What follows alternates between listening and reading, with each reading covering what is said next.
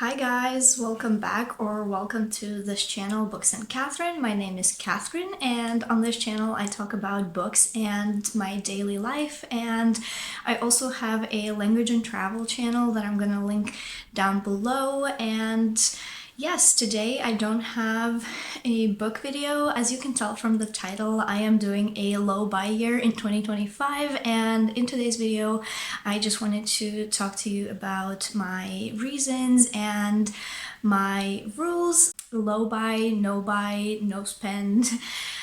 It's been very popular recently, and I have seen a lot of videos and a lot of people are doing a low buy or no buy in 2025, and you're more than welcome to join as well. Everyone's reasons are very different, but regardless, I think it's a very good thing to step back and spend a little bit less money and be mindful on what you spend your money on. And yeah, without further ado, let's get started and let's talk about my why. So in October, I purchased my first apartment, and even though it wasn't like extremely expensive and it's not like a very big place, I still had to take a loan from the bank, and so now I'm in debt for 10 years, and I want to pay this debt faster because the interest obviously is going to be lower if I pay it faster, and so that is my main reason why I'm doing it. I want to be able to do at least one big payment throughout the year. I have money going out every month on the second of each month towards the debt, but if I'm able to pay a couple extra €1,000 for that, it would be amazing. And then reason number two is, even though I'm in debt, I still want to experience life. Traveling is a huge part of my life, and I still want to be able to travel. And actually, I have been planning a pretty expensive trip for summer 2025. I don't know if it's gonna happen, but countries that I am thinking of going are pretty expensive, so fingers crossed I can do it. And so the slow buy comes in very handy. And the reason why I decided to low buy instead of a no buy is because I still want to be able to do some home projects and renovate some things, and I still need to buy some furniture and appliances and decorate this place. With spending less money on physical things that I don't really need, I would rather pay off my debt, be able to afford travel and other experiences, and be able to fill my home with things that I absolutely love and make this place feel very homey and very welcoming. And yeah, that is it. So let's go to rules. So I have divided things into multiple categories. So no-nos, yeses, and replacements. And then I also have allowances. And my main goal for the slow buy year is to be very mindful and very intentional and use things that I already have before purchasing something new. And maybe there are things that I don't really use, but I can DIY, or I can make them into some other things to be used. For example, I will give you an example so it's not very confusing. I received honey for Christmas, and I don't eat honey, and instead of throwing it away, I had this idea of making myself a homemade scrub. I used to do coffee and sugar scrubs years ago, and they're really good, and so I decided to try adding some honey into that, and it worked really good. I tried it out yesterday, and so yeah, I just really want to be intentional and mindful about things like that. And I also have like a lot of skincare and toiletries that I can use up before going and buying something new. So let's go into no-nos, and the biggest thing is impulse purchases.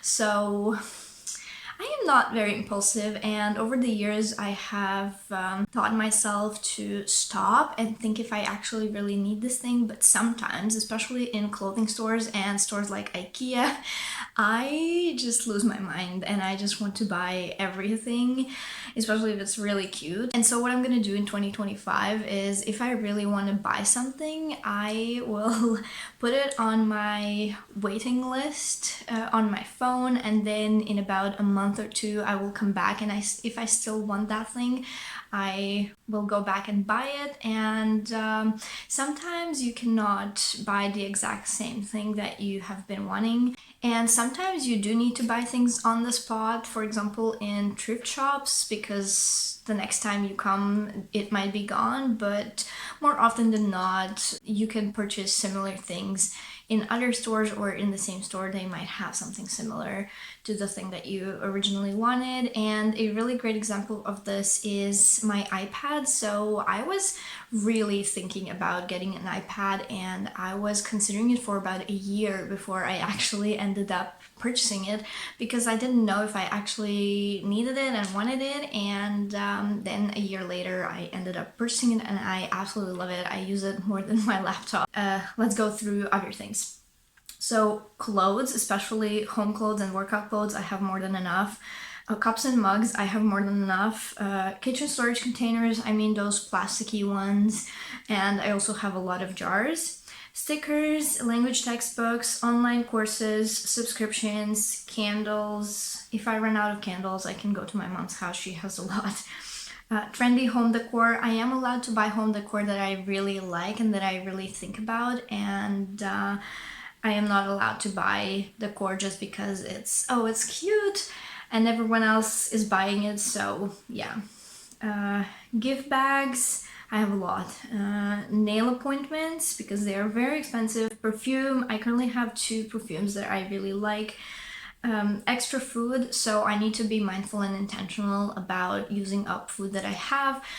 For example, I have quite a bit of food in my pantry cabinet. I don't have a pantry, but I have a cabinet full of food, and I have a freezer full of food as well. So I need to be mindful of using that up before going and buying extra food. And this doesn't count to like 2 or 3 bags of pasta. It's more of like 10 bottles of oil or 10 packs of pasta and stuff like that. I live alone, and so I don't really need to buy in bulk, even though in the long run it might be a bit cheaper. But because I live alone and I don't want to eat the same thing over and over again, I try different recipes. There is a high risk of those products being spoiled before I use them, so it's better for me to buy a little bit less and be intentional about food I buy.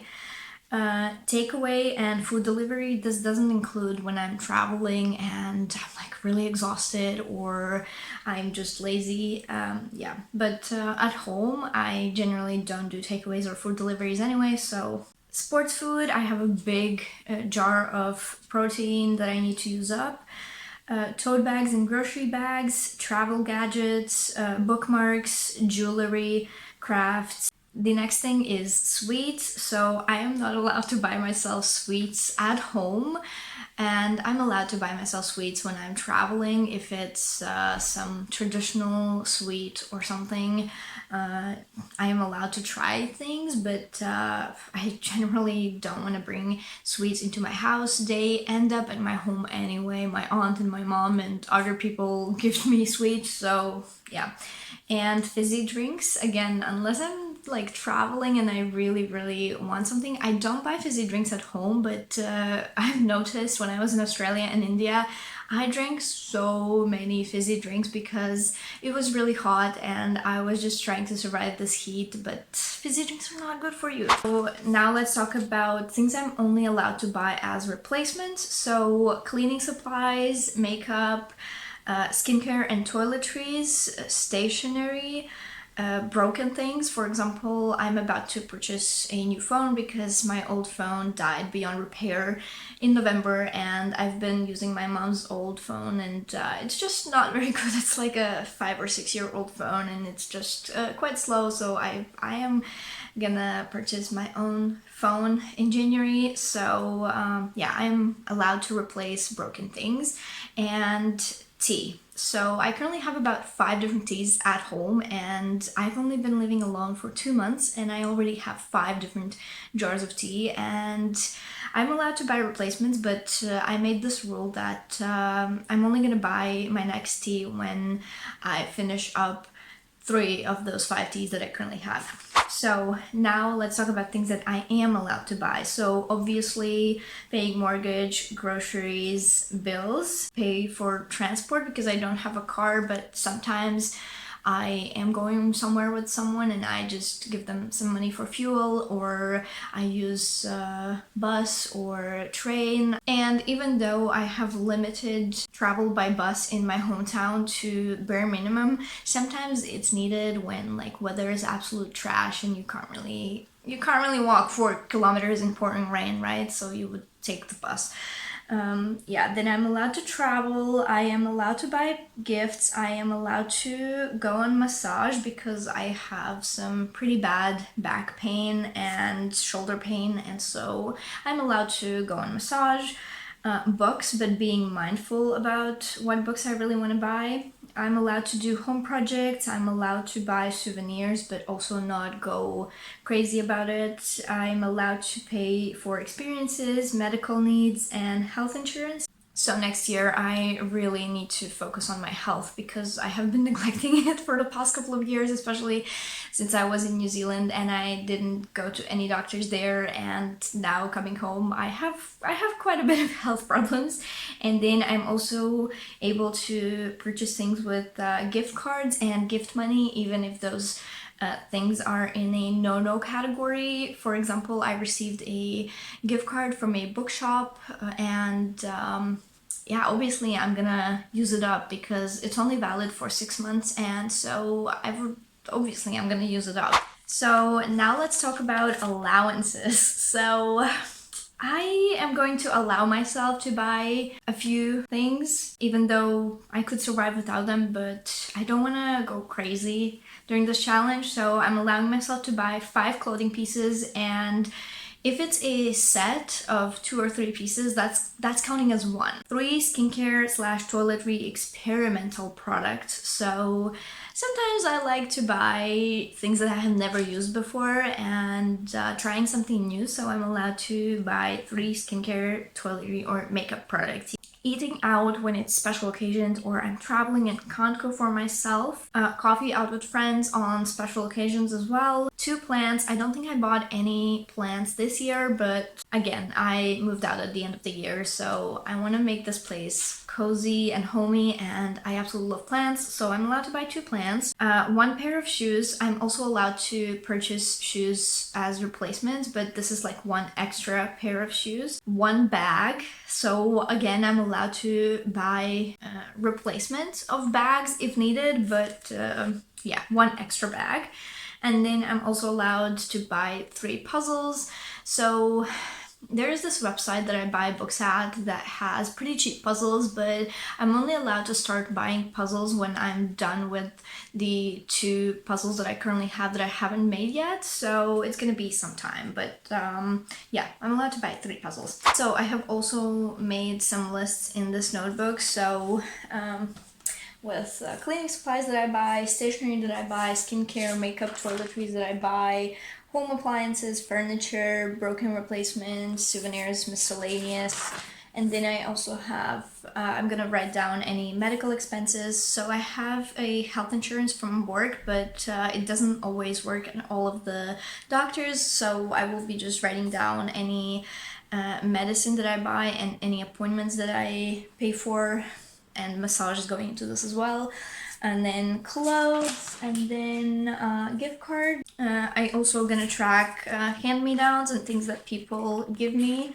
And then I'm also gonna track gifts, and then I also want to track things that I have donated, sold, or decluttered, and items that I have used up, like toiletries and skincare. And then also every month I will just do budget of my income and how much I have saved. And so what I'm gonna try do with savings is when I get my salary, anything that's left from previous month's salary is going into savings. So yeah, I hope you guys enjoyed this video. Comment down below if you are planning to do a low buy or a no buy year, and if there are any other categories that I should add to this that I haven't thought of, maybe.